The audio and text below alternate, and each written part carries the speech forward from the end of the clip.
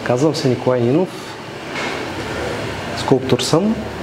преподавам в Свободния университет, там съм доцент по скулптура, преподавам на специалност архитектура, обаче тук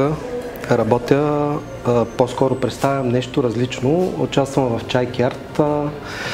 с една такава инсталация, която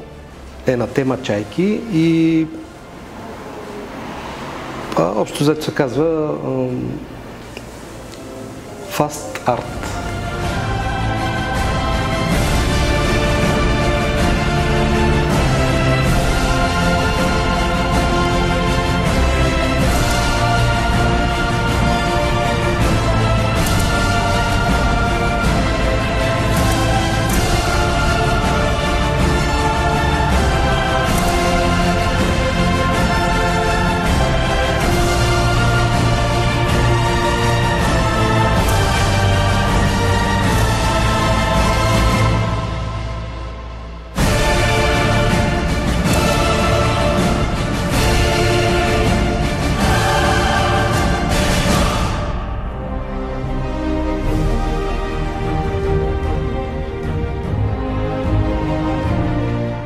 Искам да благодаря и аз за възможността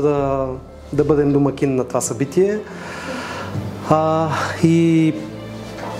за прекрасните колеги, за гостуването и при нас и се надявам това да бъде така първата от много стъпки за в бъдеще и да колкото може повече да направим за изкуство, за нашия град и въобще за бъдещето на нашата цивилизация, която благодарение на изкуството е стигнала до тук, толкова по-добре.